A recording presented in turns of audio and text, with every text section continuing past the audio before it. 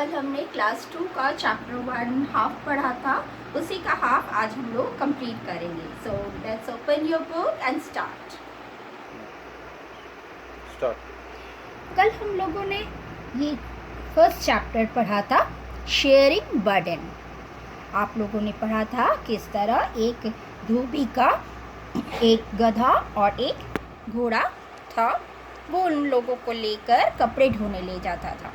गधे के पीठ पर बहुत ज़्यादा बोझ होने की वजह से वो बीमार हो गया। उसने घोड़े से मदद मांगी, लेकिन वो उसको जरा सा भी मदद करने को राज़ी नहीं हुआ। घोड़ा बहुत थक गया और उससे बिल्कुल चला नहीं जा रहा था। तो चलिए हम लोग आगे देखते हैं क्या होता है।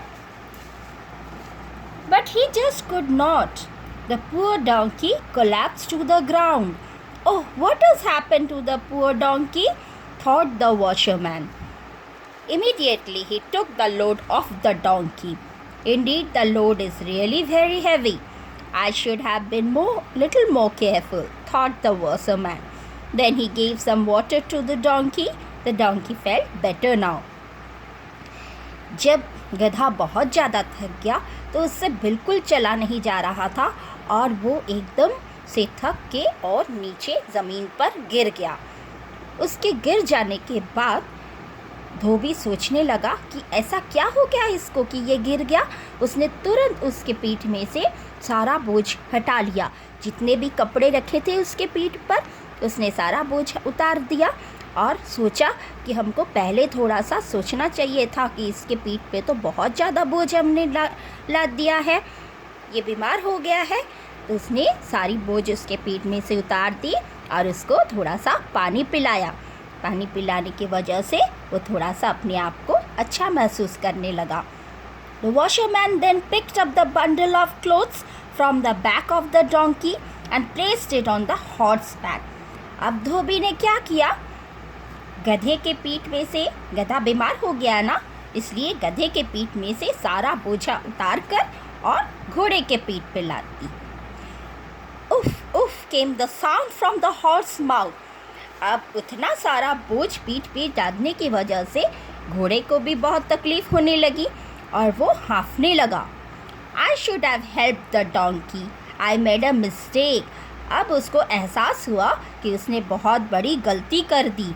उसने सोचा कि अगर मैं थोड़ा सा मदद कर दिया होता गधे को तो इस तरह पूरा का पूरा बोझ हमको ढोना नहीं पड़ता।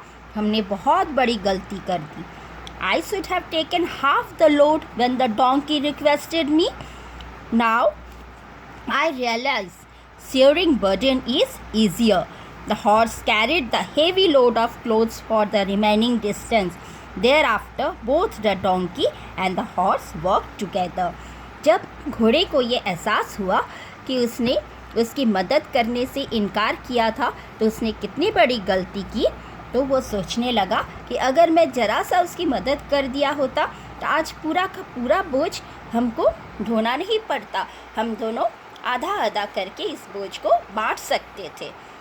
उस दिन के बाद से उस वक्त क्या हुआ, उस वक्त बाकी का जितना भी रास्ता था घोड़े को अकेले ही सारा बोझा ढो के ले जाना पड़ा। और ये एहसास होने के बाद उसके बाद से घोड़ा और गधा दोनों एक दूसरे की मदद करते हुए एक साथ काम करने लगे। नाउ स्टूडेंट्स, ये पूरा चैप्टर तो हमने पढ़ ली, आप लोगों को ज़रूर समझ में आ गया होगा पूरा चैप्टर। अब हम इस चैप्टर का स्पेलिंग हमने लिख दिया है। देखिए, ये स्पेलिंग आप अपनी कॉपी में लिख लोगे। कैसे लिखोगे, कॉपी में इधर पहले डेट लिखोगे, यहाँ पर ऊपर में लिखोगे चैप्टर 1, फिर स्पेलिंग और ये 1 2 3 4 करके 15 तक सारा स्पेलिंग बहुत सुंदर हैंडराइटिंग में आप अपनी कॉपी में लिख लोगे। ओके।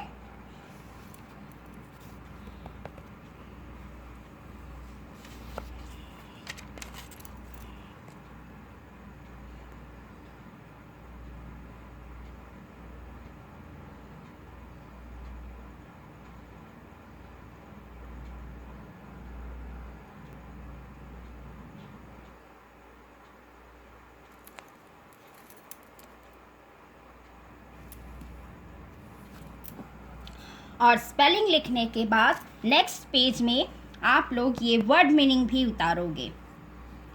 ये अच्छी तरह से देखो। पहले ऊपर चैप्टर 1 लिख के आप लोग चैप्टर 1 का स्पेलिंग लिखोगे, 15 स्पेलिंग, और नेक्स्ट पेज में ये वर्ड मीनिंग आप लिखोगे। जैसे इसमें लिखा हुआ है बिल्कुल वैसे आप अपनी कॉपी में उतारोगे।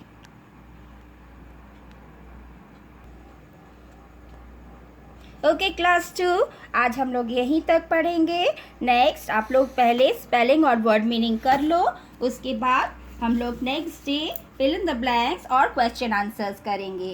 ओके, अभी आप लोग इतना ही कॉपी में अपने पहले उतारो and with good hand writing. Okay, copy गंदा नहीं होना चाहिए।